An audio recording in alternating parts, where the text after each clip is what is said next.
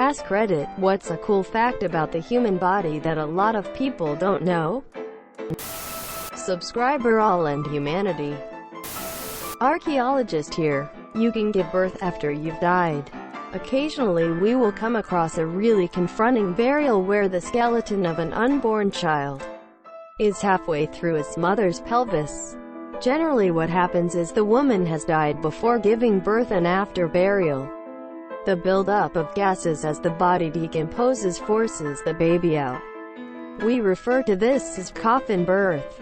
https www.google.com/amp/s/www.sciencealert.com/archaeologist-find-evidence-of-coffin-birth-I. A medieval grave amp. Vitality. You'd be surprised how much blood you can lose and fully recover reasonably quickly. Some people will cough if they put something in one ear. A very small percentage will cough if something is in either ear. It is called Arnold's ear cough reflex. If you squeeze your left thumb, it suppresses your gag reflex just a little bit. Your heart rate increases about a minute before partaking in exercise. It is known as the anticipatory rise and happens involuntarily. The human body contains enough fat to make 7 bars of soap. Your hands and feet alone account for more than half of all the bones in your body, 106/206. You mostly breathe out of one nostril at a time, and the dominant nostril switches every hour or so. Immune privilege. Your immune system doesn't know your eyes exist. There's a chance that if you get an eye injury or an infection near your eyes, the immune system will think your eyes are a foreign body and you'll go blind. The optimal human circadian rhythm is actually closer to 25 hours than 24. The mouth and anus are both continuous with the external environment, and so is your GI tract. This means that from an anatomical point of view, food you've swallowed is still outside you. Cutting the corpus callosum connects 2 brain hemispheres, can produce some freaky results, such as your hand doing shit that your conscious mind is too aware of, writing a sentence or scratching an itch without knowing, for instance. Apparently some peoples in Asia have a bunch of DNA from Denisovans and other hominid people coexisted and interbred with. We have an internal regulator that prevents us from using our full strength. Our muscles usually only work at about 60% max of what we are capable of. In extreme life and death situations, these regulators stop and we are able to use our full strength.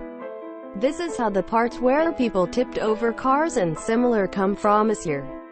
These regulators are because at full strength we heavily damage our bodies. Essentially, you could lift something to the point where it is either lifted or your arm just breaks instead. I believe there has also been someone who ran so hard his leg broke. Most of our body never gets more than 20 years old. Our cells divide in a process called mitosis and then die. The oldest organ in your body is the lungs. In terms of age of your cells, your skin never gets more than a few weeks old. Your mouth never gets more than a few days old.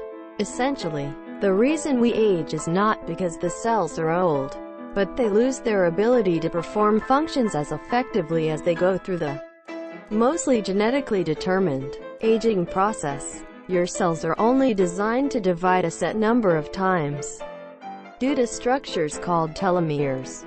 It's a little more complicated than this, but I'm not writing a textbook, nor am I qualified to do so. The small area between your eyebrows is your glabella, the war that's constantly happening inside of you. Everyone knows about your immune system, but the sheer complexity of it is amazing.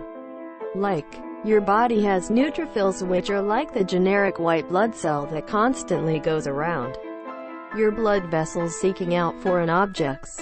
But did you know there are cells called macrophages, which are like way better neutrophils in the fact that neutrophils mostly swallow bacteria to kill them? Macrophages do this to accept they can swallow close to 100. You have stuff like dendritic cells whose main goal is to be an early warning system. They swallow an invader, then carry a piece of it back to T cells to activate Themyscira once they're activated. T cells swarm that specific invader and kill anything that has that antigen.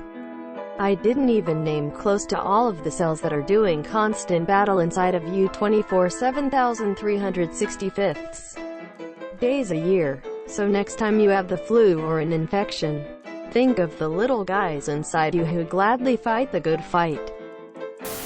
We are, by cell numbers, more bacteria than human. When we get sunburn, that's not the heat of the sun that's hurting us most of the time, but it's little skin cells killing themselves to protect us from skin cancer. Not so cool if I think about it. Eyes color isn't strictly based on recessive dominant. That's a major incorrect oversimplification. Babies are born without kneecaps. They develop around 2 years. Edit. They have a cartilage-like thing that protects the knees. I've been told so many times that there's still something. Scientific name for your thumb is pollex, and your big toe is hallux. Not just yours. Everybody's. A small percentage of people are super sleepers and are fully recharged after 2 to 4 hours of sleep each night. They get to burn the candle at both ends. Edit. Adding source. Since this seems to be a topic of interest. Source. www.psychology-today.com/blog/sleep-news/201-104/good-u-b-super-sleeper%3famp. The human head weighs about as much as a bowling ball. You're taller in the morning than the rest of the day, night. Amniotic fluid is mostly baby urine. You have enough potassium in your body to create a very small bomb.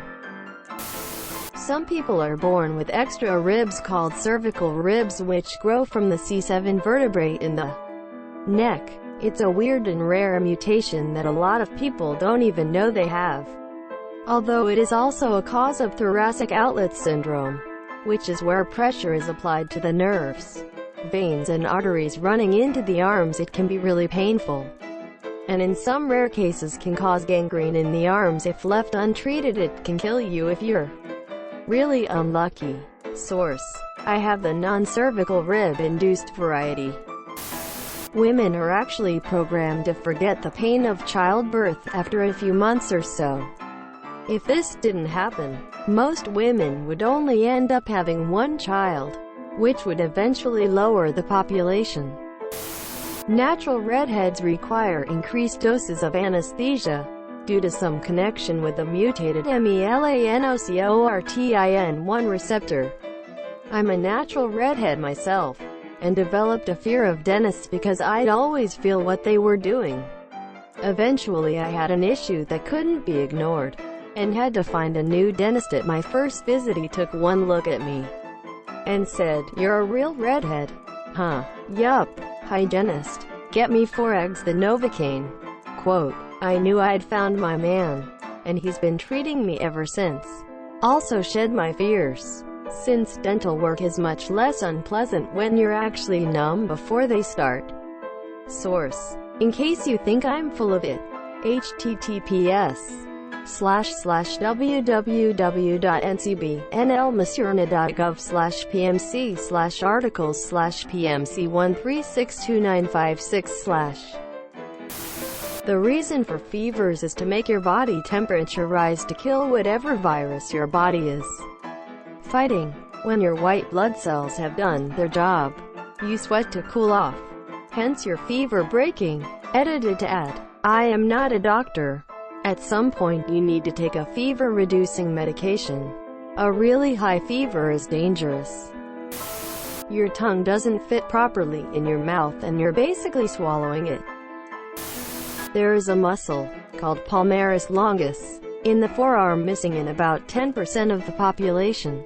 You can easily test if you have it by putting your pinky and thumb together, while holding your palm facing up, and flex the hand upwards. If one tendon is standing out more than the others, that's palmaris longus. The femur is stronger than steel and concrete. You think you see everything in a certain area, but you have quite a few blind spots your brain will just have you not see. Edit. I have nothing to edit in here.